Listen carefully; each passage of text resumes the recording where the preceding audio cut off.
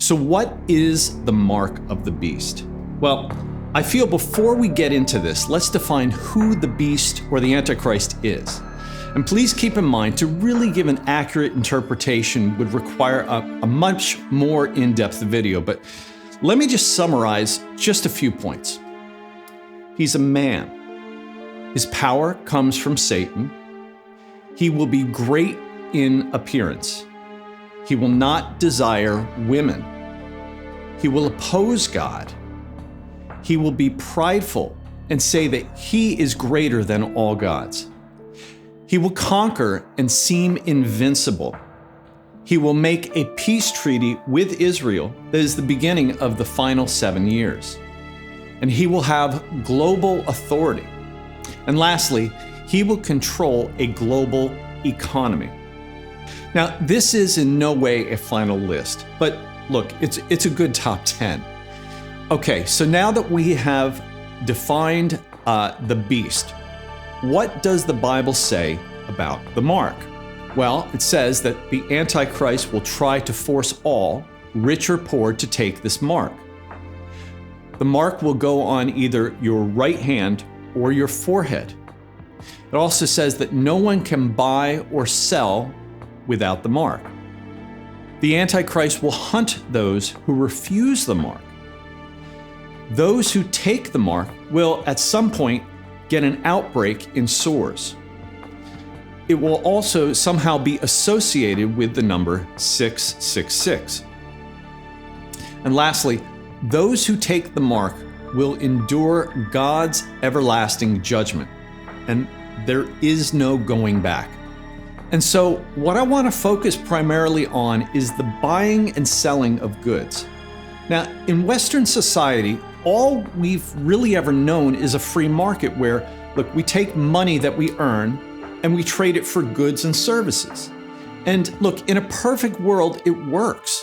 But hopefully you've noticed that in recent years, the absolute pitfalls of a central banking system and what happens when a fiat or a fake currency isn't tied to something like gold and silver. Look, these are two metals that have historically created stability. But in the United States, the dollar hasn't been tied to either since the early 70s. Now, as a result, we see inflation rise, and over time, the cost of things increases. Or look, better put, it actually takes more of those dollars to buy the same things when the dollar is diluted. So why am I telling you all of this? Because historically speaking, every fiat currency comes to an end. And I believe that's what we're seeing in the US today. Look, it's no accident that the Biden regime is pushing for this digital cashless dollar come December. But all you have to do is look at China to see what a cashless society looks like, especially when it's tied to something called a social credit system. So for example, if people aren't being the good little citizen, their ability to pay for things like travel and do all the things that we take for granted is limited through their digital currency. Well, how do they do that? Well, if a currency is digitized and if a government doesn't like what you do or say, they just switch you off. This is much like the digital dollar that is coming to the US in December, or what's also described in Revelation 13. This is why a lot of us who've been studying eschatology have been urgently talking about what is happening globally. So now I want to point out something I came across over a year ago, and it's something that actually you can find easily for yourself. So if you Google Microsoft patent WO 2020-060606 and download the PDF, you will find a fully detailed document that describes a cryptocurrency system that is tied to body activity data. Now, while this may seem like something out of a science fiction movie, reality seems to be all too close. Now, when I think of implants and things of this nature, I consider, look, there has to be a way of powering this. Sure, there are passive ways to put chips in things, much like credit cards or your passport, or look, even in Sweden right now, thousands have agreed to take a chip. But those passive forms of chips Look, sensors need to be very close. As well, they're just storing information to be accessed. And look, this Microsoft patent references continually recording information, which would require power, even if just minute. And so that brings us to a video that I was sent about 9 months ago with a product that comes from China. So look at this video. As a man takes this Chinese manufactured women's panty liner and removes the graphene strip from the middle. He demonstrates that when it's dry and he places an LED light bulb to the strip, nothing happens. But when the strip is wet, as he demonstrates here, when the light bulb is touched again, electricity, while low in voltage, is generated and the LED light bulb illuminates. Now, while this may seem unbelievable, I've actually found the product on the manufacturer's website, and they even advertise this ability for the strip to power a light bulb. So why am I pointing this out? It's to demonstrate that if there was a way to get this stuff into the human body, it has the potential to power this implant tied to this cryptocurrency. And so for the sake of purposely being cryptic on this platform, and allowing you, the viewer, to use your critical thinking skills, how would you put this substance into your body? Think about what many were forced to do for work. And by the way, I'm not saying that what we've gone through in the last almost 3 years with mandates is the mark. But what if it was an experiment?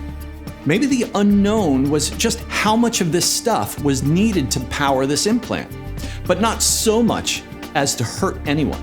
It's difficult to say, as we're not the ones making these decisions, but we are certainly the ones experiencing the consequences. And so why are they doing this? Well, if you listen to one of the unelected leaders of the World Economic Forum, who is called humans useless eaters, he also says that humans are now hackable animals. Transhumanism and becoming like God, where you have exceptional powers and will live forever, is the goal. And people like Bill Gates, Klaus Schwab, and Mark Zuckerberg affectionately refer to Noah as the prophet. The exceptional amount of pride it takes to think like this is staggering. But according to Noah, God is dead. It just takes a while to get rid of the body. I can't help but feel a little sorry for these people, knowing that if they don't repent, this world will actually be as good as it gets for them. So listen, if you've made it this far and stayed with me, I just want to say thank you. I create these videos because I have a real heart for the lost. Video and visual media is the gift that God gave to me, and I just don't want to squander it, especially as we draw towards Jesus' return for his remnant church. The last 7 years that the Bible describes are truly terrifying, and I don't want anyone to go through it. But sadly, a lot of people will. But I also believe before God unleashes his wrath on the earth during those last 7 years, that Jesus will come for his remnant church so as not to go through any of it.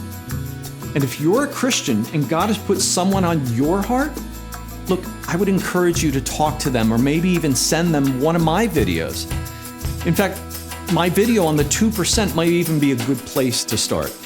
And if you're not a believer and this video has moved you in some way, or you're saying, I don't want to be a part of what's coming, I would also encourage you, watch some of my videos or maybe even leave a comment, and I will try and help you. Folks, if you're paying attention, this should be obvious that world events are converging to a crescendo.